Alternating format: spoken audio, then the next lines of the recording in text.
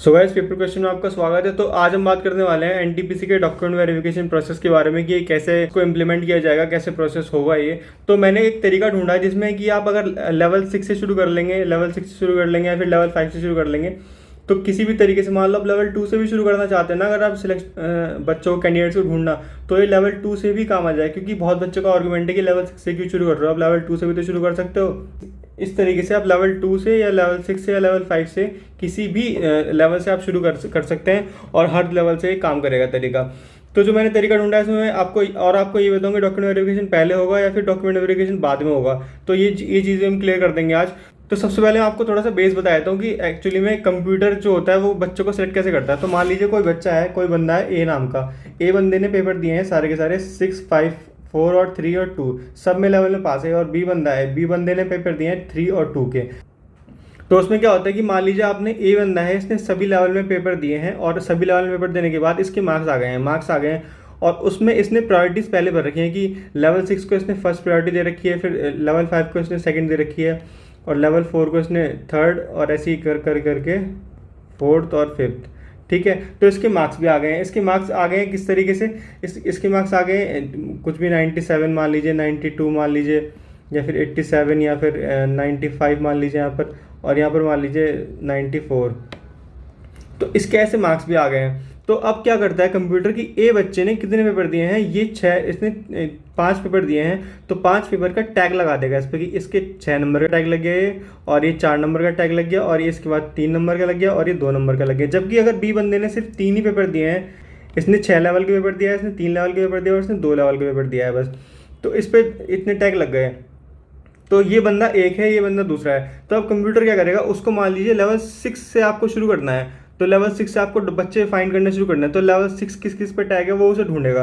तो 6 ए पे टैग है, बी पे टैग है, तो दोनों बच्चों की यहाँ लिस्ट कर देगा, ए है और बी है लेवल 6। अब ए इसमें फिर मार्क्स भी देखेगा कि उसके बाद सेकंड ऑर्डर जो होगा वो मार्क्स का होगा कि ए के मार्क्स ज़्यादा है, बी के मार्क्स ज़्यादा है। तो अगर ए के मार्क्स मान लीजिए 97 है तो ये ए को ऊपर रख देगा, और बी के मार्क्स ज़्यादा है उसके बाद तो ए बी को ये यहाँ पे रख देगा। तो ये होता है इसका सिलेक्शन करने का तरीका। अब मान लीजिए लेवल 5 है, तो लेवल 5 का टैग भी इसमें है, लेवल 5 इसमें नहीं है लेवल 5 का, तो ये बी को सिलेक्ट नहीं करेगा। मान लीजिए कोई सी बंदा है और सी बंदे पे टैग लगा है 5 नंबर का, तो ये अब क्या करेगा, ये लेवल 5 में, तो अब ये क्या करेगा, लेवल 5 में बंदे को सिलेक्ट करेगा ए को, और उसके बाद सिलेक्ट करेगा सीधा यहाँ से सी को, तो ये सी को सिलेक्ट कर लेगा।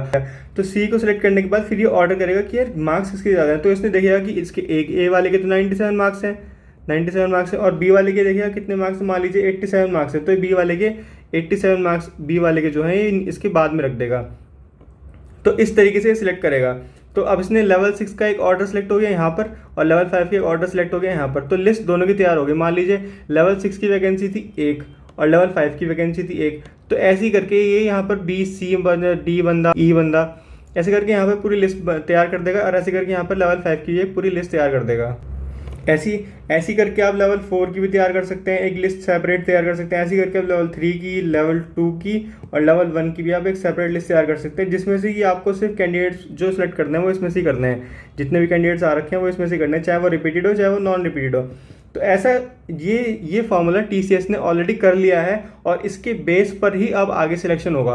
तो मैं आगे के प्रोसेस का आपको एग्जांपल देके बताता हूँ कि आगे होगा कैसे। इसके बाद अब आप मान लीजिए लेवल 6 से शुरू करना चाहते हैं, ठीक है, आप 6 से शुरू करना चाहते हैं। 6 में हम मान लेते हैं, हम चंडीगढ़ बोर्ड का एग्जांपल ले लेते हैं, मैंने यहाँ पे पहले से लिख रखा है, चंडीगढ़ बोर्ड का एग्जांपल ले लेते हैं। ये भी कह रहे थे कि इसमें कि डॉक्यूमेंट वेरिफिकेशन बाद में होगा, पहले एक लिस्ट आ जाएगी, रेशियो 1 की एक लिस्ट आ जाएगी, उसके बाद डॉक्यूमेंट वेरिफिकेशन होगा। तो मेरे अकॉर्डिंग तो ये नहीं होना चाहिए, क्योंकि डॉक्यूमेंट वेरिफिकेशन यहाँ पे अटक जाएगा, जो मैं अभी आपको समझाने वाला हूँ। तो मेरे अकॉर्डिंग क्या होना चाहिए, पहले आपको डॉक्यूमेंट वेरिफिकेशन होना चाहिए, उसमें भी 1:4 या फिर 1:2 में बंदे लेके डॉक्यूमेंट वेरिफिकेशन होना चाहिए, ताकि किसी भी बंदे का हक ना छूटे। और हक कैसे ना छूटेगा तो आपको वीडियो में आगे समझ में आ जाएगा। तो डॉक्यूमेंट वेरिफिकेशन मेरे अकॉर्डिंग पहले होना चाहिए, और जो बंदे सेलेक्ट करने चाहिए वो भी 1:4 फिर 1:2 में सेलेक्ट करने चाहिए। उनके बाद डॉक्यूमेंट वेरिफिकेशन होनी चाहिए, उनके बाद फाइनल मेरिट लिस्ट निकलनी चाहिए। तो मैं आपको समझाता हूँ कि ये क्यों ये ज़रूरी है कि 1:2 या 1:4 बंदे लेना। तो इसके लिए सबसे पहले समझने के लिए हम पहले चलते हैं चंडीगढ़। मान लीजिए उदाहरण ले रहे हैं, चंडीगढ़ जोन ले लेते हैं, क्योंकि मेरे पास वाला चंडीगढ़ जोन ही है।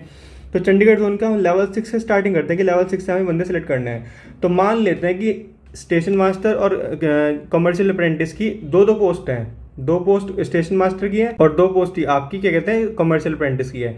तो कमर्शियल अप्रेंटिस की है। अब मान लीजिए लेवल 6 के लिए हमने बंदे सिलेक्ट करे 10 बंदे सेलेक्ट हो गए, सी बैट वगैरह सब कुछ हो गया, सी बैट वगैरह सब हो गया, और टोटल जो बंदे सेलेक्ट करे हैं वो मान लीजिए डॉक्यूमेंट वेरिफिकेशन के लिए हमने 10 बंदे सेलेक्ट करे हैं, जो 10 बंदों की लिस्ट है ये। देखते हैं सिलेक्शन कैसे होगा। तो मेरे अकॉर्डिंग जो मैंने तरीका सोचा है माइंड में वो ये है कि सब बच्चों के नंबर्स होंगे कंप्यूटर के पास। मैंने आपको वही प्रोसेस बताया कि किस किस टैग के अकॉर्डिंग कैसे कैसे लेवल 6 का बंदा वो लेवल 6 का 5 का और 3 का कंप्यूटर निकाल देगा आराम से, ठीक है।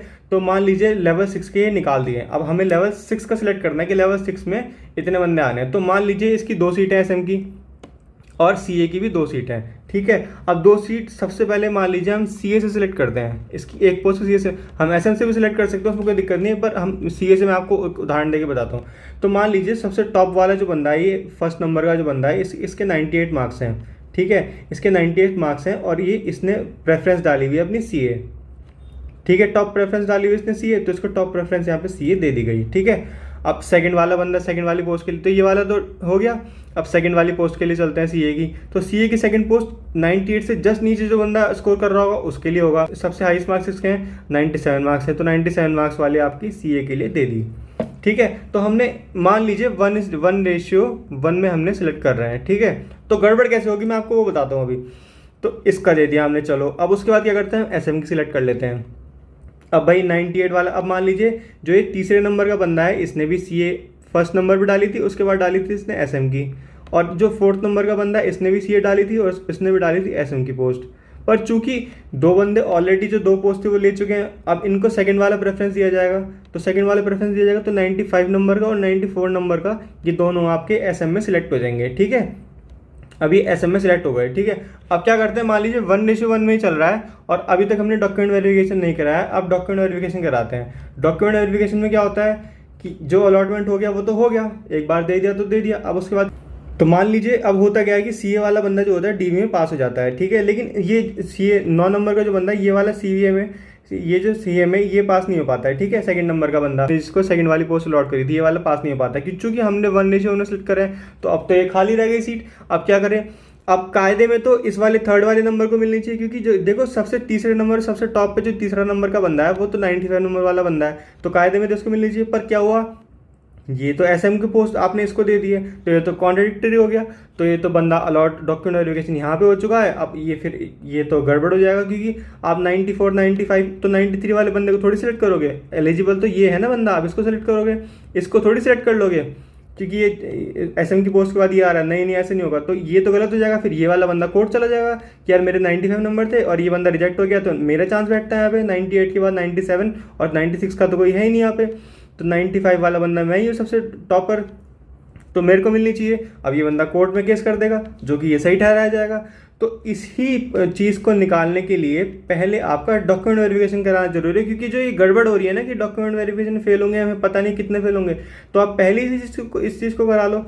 तो इसीलिए 1:2 या फिर 1:4 में कम से कम इतने में करके डॉक्यूमेंट वेरिफिकेशन पहले आपको कराना ज़रूरी है। ये हो गई रहेगा ये वाला प्रोसेस।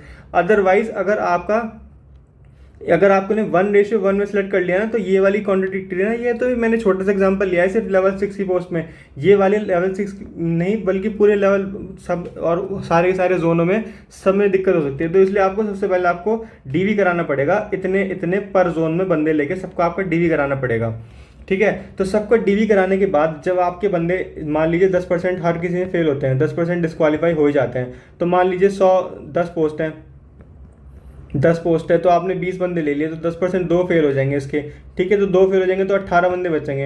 अब आपने 18 बंदों का डीवी करा लिया है, तो अब आपकी ये वाली दिक्कत नहीं आएगी। अब आपने जो एक बार अलॉट कर दिया इसको, तो फिर अब वो एक बार अलॉट हो ही गया, अब वो सी इसको मिल गया, अब ये इसको मिल गया, अब ये वाला इसको मिल गया, अब ये वाला इसको, ये फाइनल लिस्ट आ जाएगी। इसके बाद जब फाइनल लिस्ट आ जाएगी ना, फिर यहाँ पे कोई दिक्कत नहीं रहेगी।